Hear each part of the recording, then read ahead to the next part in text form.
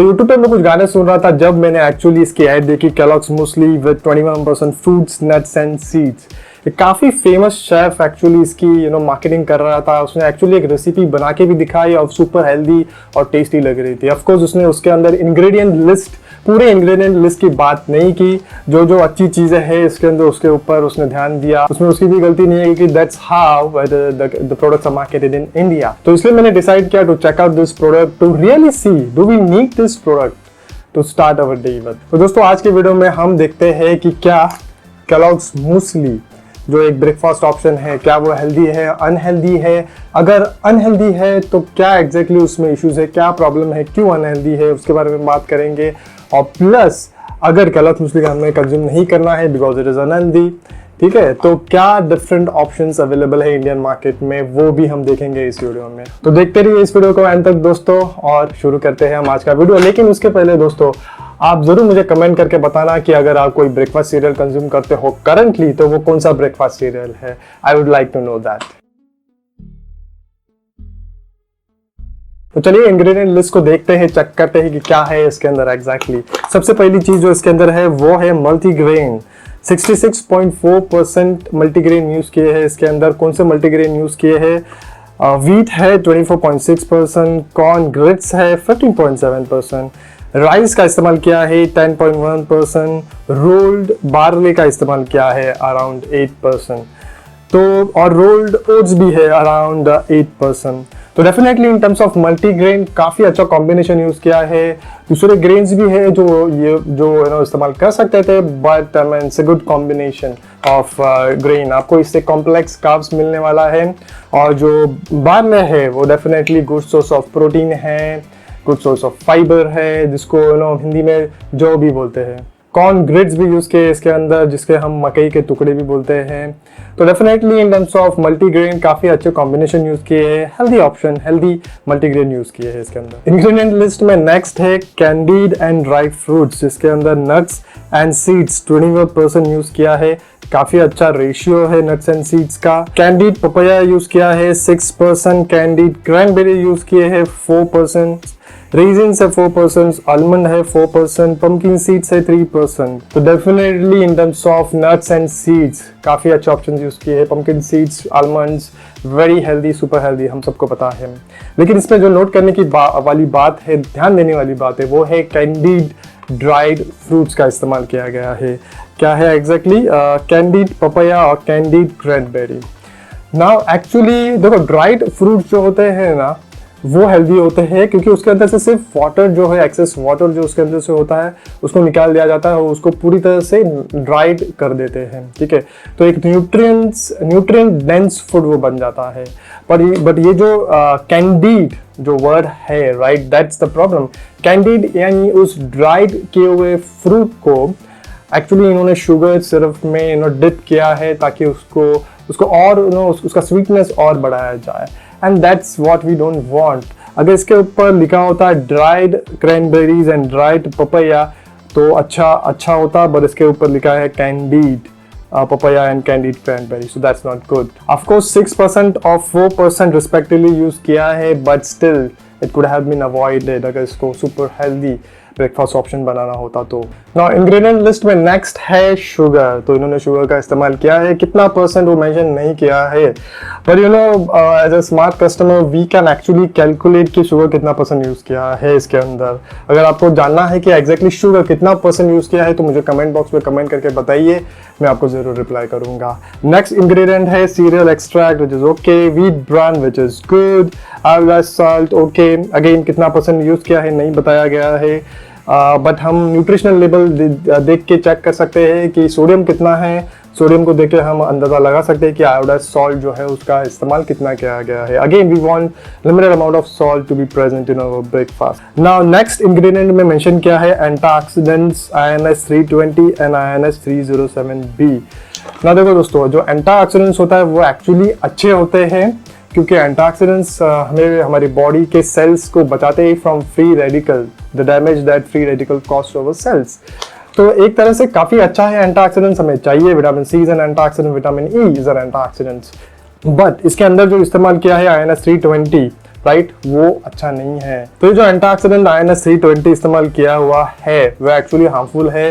वो definitely as a food additive use किया है, एज अ प्रिजर्वेटिव यूज किया है इसके अंदर, भले ही वो एंटीऑक्सीडेंट्स के अंदर मेंशन किया है विच इज करेक्ट। एंटीऑक्सीडेंट के साथ में वो एक प्रिजर्वेटिव भी है ना। जो 320 है वो है code name for synthetic chemical called BHA which could actually damage our DNA which is bad, and जितनी भी रिसर्च हुई उससे ये मालूम पड़ा है कि it might have potential to cause cancer।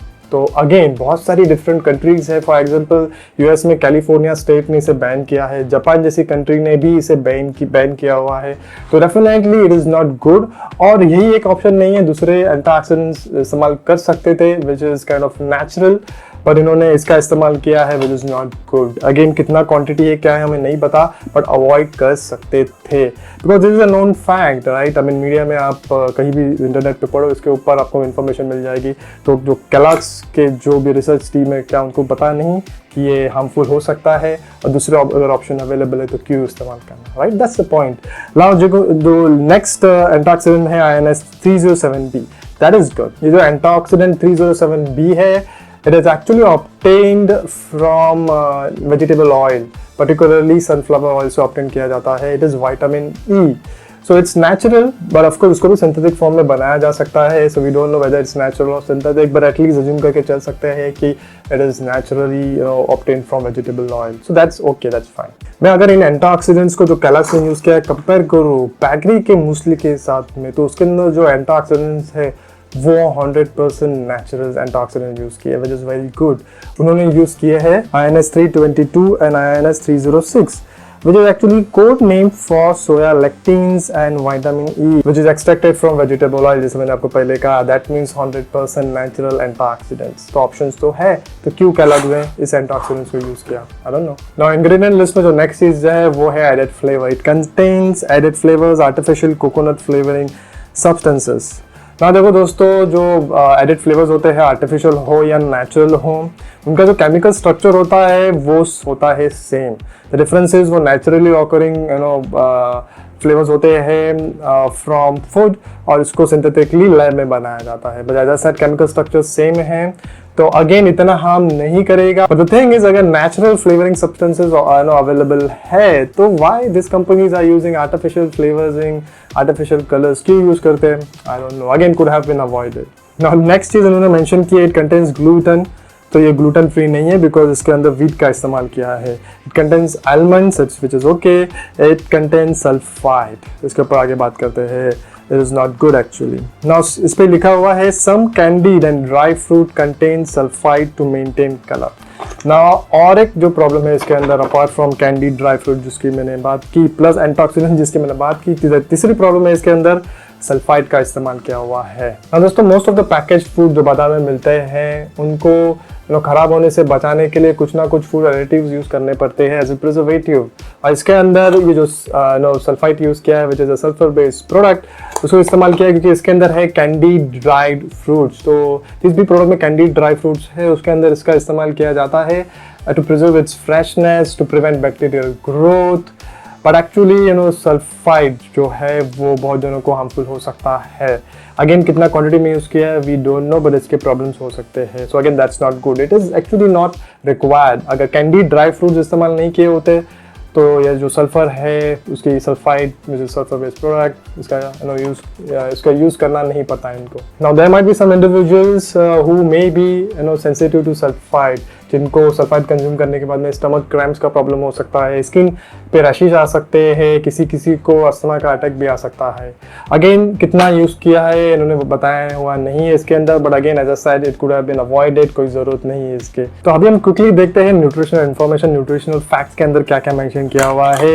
एक सर्विंग जो है वो 40 ग्राम की एक सर्विंग है, उसके अंदर से हमें कैलोरीज एनर्जी कितनी मिलने वाली है 159 calories, which is a good option for a breakfast. Total fat जो है वो 2.4 ग्राम्स है, उसके अंदर सैचुरेटेड फैट 0.3 ग्राम्स, बहुत कम सैचुरेटेड फैट है which is good. Mono unsaturated fat है 1.1 ग्राम, पॉली अनसैचुरेटेड फैटी एसिड्स है 0.6 ग्राम्स। इस केस में मोनो और पॉली अनसैचुरेटेड जो फैट है वो हेल्दी फैट से ज़रा ज़्यादा हो सकते थे, काफ़ी कम है एक्चुअली। ठीक है, जो भी मोनो और पॉली अनसैचुरेटेड फैट्स आ रहे हैं वो आ रहे हैं फ्रॉम आलमंड्स एंड नट्स, जो पंपकिन सीड्स वगैरह यूज किए उसमें से आ रहे हैं। कोलेस्ट्रॉल है 0। तो अगर कार्बोहाइड्रेट्स की मैं बात करूँ तो टोटल कार्बोहाइड्रेट्स है 32.2 ग्राम्स, जिसमें से ऑफ विच शुगर ब्रैकेट में सुक्रोज लिखा हुआ है 6.4 ग्राम्स, और डाइटरी फाइबर जो है वो 2 ग्राम्स है। तो एक सर्विंग में आपको डाइटरी फाइबर जो मिलने वाला है मॉर्निंग ब्रेकफास्ट में वो 2 ग्राम है, विच इज़ ओके, ज़्यादा नहीं है कम नहीं है, विच इज़ गुड।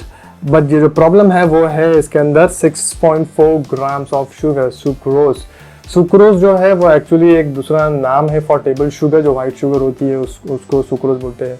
ना डेफिनेटली जो फ्रूट्स नट्स वगैरह यूज़ किए उसमें से जो नेचुरल शुगर आ रही है वो भी actually some amount of sucrose है, बट टेबल शुगर का भी इस्तेमाल किया हुआ है इसके अंदर, क्योंकि इंग्रेडिएंट लिस्ट में हमने चेक किया था शुगर मेंशन किया हुआ है। तो this 6.4 grams of sugar is not good, क्योंकि 40 ग्राम्स की जो सर्विंग साइज है उसमें से 6.4 ग्राम्स आपको शुगर मिल रहे हैं। प्रोटीन की अगर बात करो तो प्रोटीन है 3.2 ग्राम्स। फॉर अ ब्रेकफास्ट आपको सिर्फ 3.2 ग्राम्स ऑफ प्रोटीन मिल रहा है।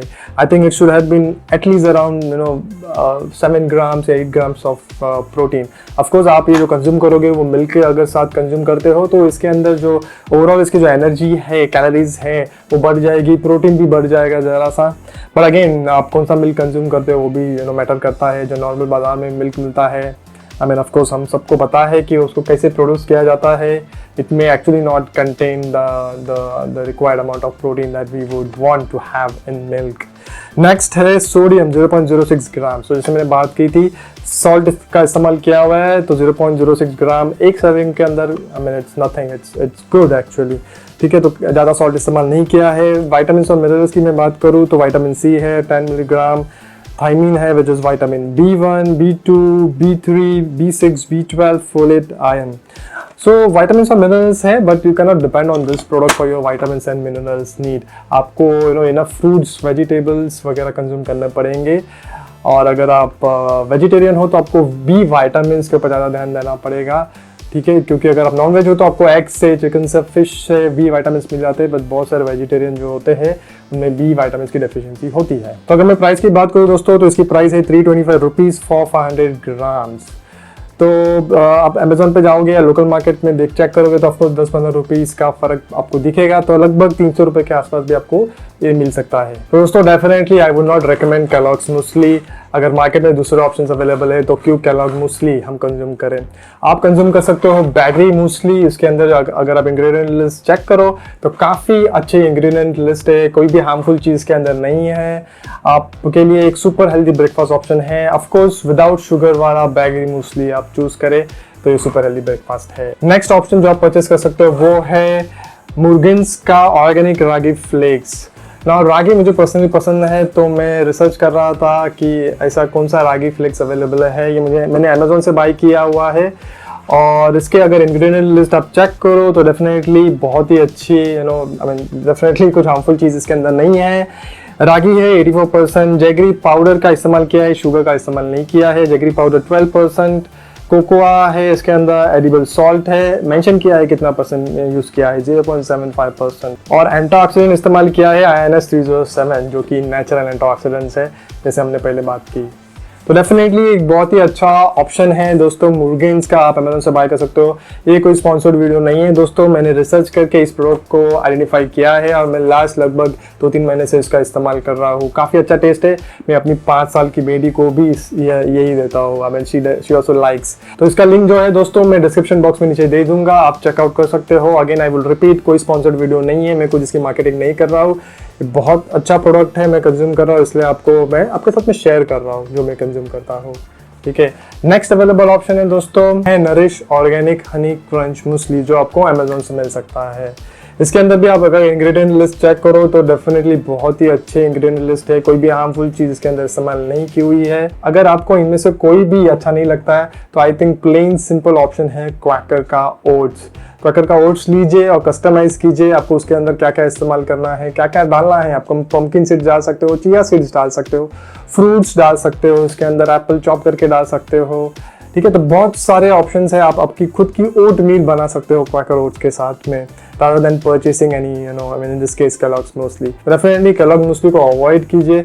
बहुत दूसरे ऑप्शंस अवेलेबल है मार्केट में, जैसे मैंने आपके साथ शेयर किया है। डू ट्राई दोज ऑप्शंस और let me know your feedback, आपको कैसे लगे वो प्रोडक्ट्स। एंड अगर आपके पास कुछ क्वेश्चंस है तो डेफिनेटली कमेंट बॉक्स का इस्तेमाल करें। अगर वीडियो अच्छा लगा तो definitely do remember to subscribe to my channel, like कीजिए, शेयर कीजिए अपने दोस्तों के साथ में ताकि उनको भी बेनिफिट मिले। This is Sham Sawan for Power of Nutrition. I will see you all with my next video soon. Until then, goodbye. Take care. Do some exercise at home. Cheers. Bye.